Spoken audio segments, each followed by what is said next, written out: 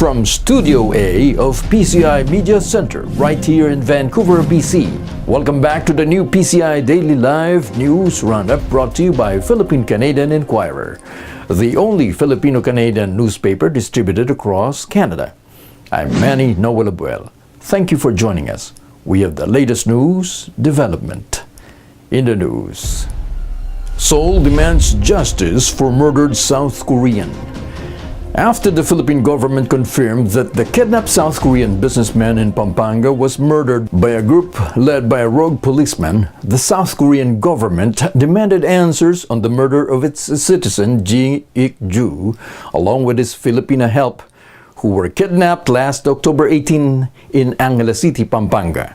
The Filipino was freed after the victim's wife, Choi Kyung-jin, paid 5 million pesos but remained missing. His supposed cremated ashes were found at a funeral home in Caloocan City, coincidentally owned by a policeman.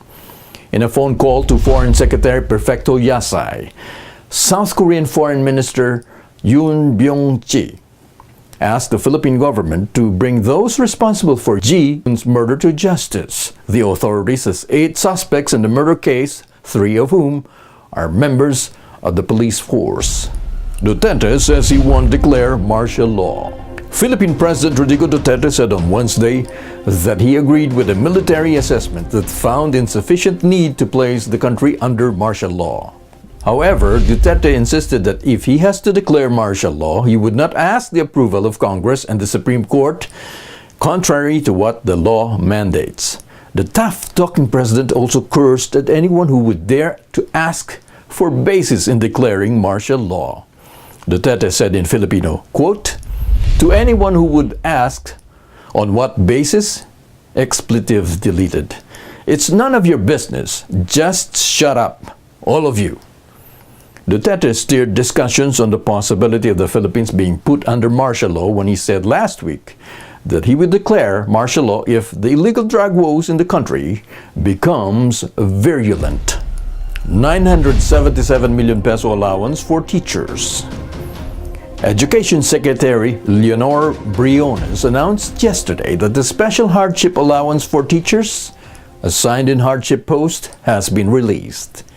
Thousands of mobile teachers, alternative learning systems coordinators, as well as teachers in multigrade classes are the beneficiaries of special hardship allowance. The fund, amounting to 977 million pesos, will cover the 14,896 schools for teachers assigned in hardship post and multigrade classes and 2,395 school districts and community learning centers, or CLCS, for mobile and ALS teachers. Briones said that they are working with the Department of Budget and Management to review the special hardship allowance guidelines. And that's the Roundup News for today. PCI Daily Live News Roundup is brought to you by CanadianInquirer.net, where you can browse for the latest news development with complete stories anytime. Together with our Philippine news team in Manila, Kat Padilla, Debbie Mangabat, our news editors, Gino Alcantara, our graphics designer and video editor, I'm Manny Noel Abuel. Thank you so much for joining us today. We hope to see you again tomorrow. Goodbye.